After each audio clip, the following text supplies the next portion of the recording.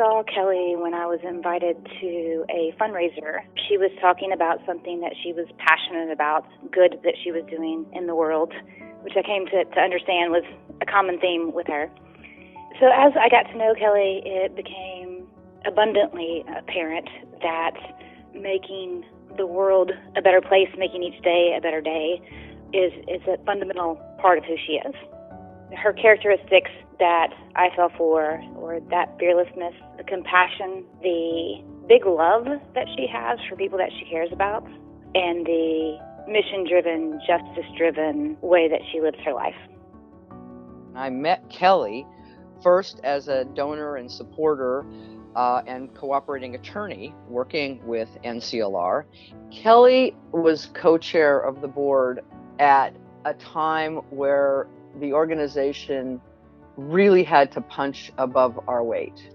You know, we were at a place in the LGBT movement where marriage was out on the horizon somewhere, and Kelly was just a rock and was not just a great confidant and friend, but a visionary leader. Margaret Brent was a pioneer, and I think it's really fitting that Kelly is receiving the Margaret Brent Award because she's pioneered in multiple ways. She pioneered protections for consumers, and she helped us occupy a space that allowed our reach to exceed our grasp because of her clear-eyed, winning way of providing visionary leadership. Margaret Brent would be proud, and I certainly am, to have Kelly as a friend. There are just many issues that many people in my mind might have steered away from, but Kelly went head on. She took on justice issues. She took on LGBT issues. She has an empathetic heart to want to make the world a better place for other people and to want to see fairness. And that's unique. The Margaret Brent Award is about women who are willing to hold themselves out to help other women. And Kelly has done that. There are countless women who have been mentored by her. There are countless women in her firm that she has been a sponsor for. I've also seen her mentor many women who don't even work for her firm. They're countless, and she makes the time to do it. The characteristic that has struck me the most about Kelly, both, upon meeting her and ever since, is her passion for social justice and her absolute devotion to taking cases and litigating cases that are going to move the ball forward in terms of making this society more fair, more equitable. It's clear that she cares a lot about fostering diversity in our profession. She goes out of her way to make sure that young female attorneys, attorneys of color in our office find a place, find a good mentorship, and feel welcomed. I think Kelly is deserving of the Margaret Brent Award, both because of her professional work, but also because of her personal advocacy for female attorneys and attorneys of color. And she, has really spent an enormous amount of her own time and resources promoting equity and truly gender-balanced law firms.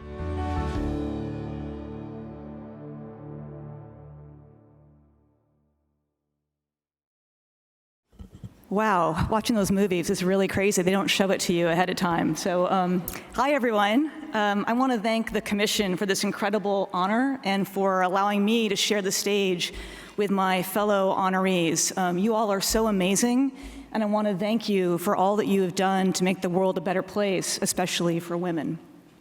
I also want to thank today the folks who were crazy enough to nominate me for this award, including the Bar Association of San Francisco, led by the extraordinary Yolanda Jackson, who you heard a little bit from. My ABA family in the Labor and Employment Law section,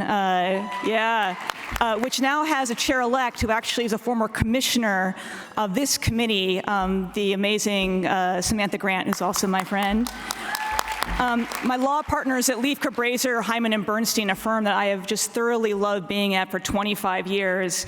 And the best choice I ever made as a lawyer was going to a firm led by Elizabeth Cabraser. She is an OG for breaking the path for women.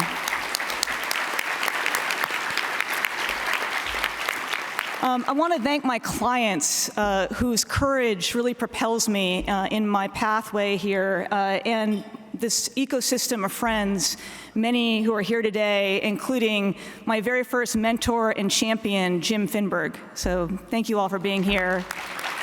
And finally, a shout out to my family, including and especially my wife, Billy, my mom, my sister, my niece, Colleen. No one gets on the stage without having the support of actual and chosen family, and I'm really incredibly lucky to have mine. So thank you. The commission invites us to say a few words up here, and my colleagues have been so eloquent, but I have to tell you, I've really struggled coming into this event, trying to find words suitable for these tumultuous times. In so many ways, I'm of course very, very happy to be alive in this moment and to be a female lawyer. I'm inspired by the 4 female lawyers running for president, and by the groundbreaking female state attorneys general, and by Stacey Abrams, a female lawyer who should be governor of Georgia. But even with these role models around us, we're sitting in a moment of deep hurt and darkness. And the list of new and unfinished business in the quest for justice is long, and it is serious, and sometimes it feels almost too overwhelming. The Me Too movement, founded by Tarana Burke and cracked open by social media, has furthered awareness, but it hasn't ended sexual violence against women and girls, and it hasn't ensured accountability at the highest levels of power. The renewed focus on equal pay has been important, but it has not reduced the double standards to which women are held, nor ensured equal opportunity in our or any other profession. The commitment to diversity and inclusion that so many of our member firms model is something about which we can be justifiably proud, but yet our profession is woefully underrepresentative of our country's racial diversity and far too passive in confronting the deep-seated bigotry rocking our country now. My heart, like yours, I'm sure, is broken again this week for Latino Americans and immigrants in Texas and Mississippi and all over our country who in 2019 in America fear for their lives because of their ethnicity and the color of their skin. And I will be frank, as a white American and as a white woman, we have not yet engaged in honest reckoning with white supremacy, historical or ongoing, or our own participation or complicity in systems of oppression.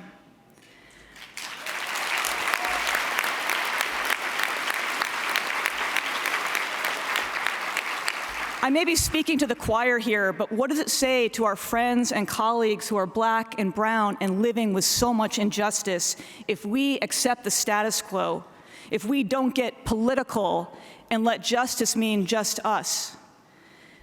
To be very clear, communities of color, LGBTQ people, immigrants, Muslims, Jews, and women who are vulnerable from all backgrounds are under political, institutional, and even literal attack. What's happening around us is not a 4-alarm fire. It is an atom bomb detonating for so many historically marginalized and oppressed communities, and we need action that centers and amplifies diverse people, women of color in particular, whose voices have for too long and often been ignored. We need to work together to find answers for our challenges and to heal our nation. So in the spirit of the Margaret Brent Award, this is a call to action. Because when women step up and truly equitably work together, we can accomplish amazing things. So my friends, please be courageous, be resilient, be intersectional, and be active. Thank you so much for this great honor.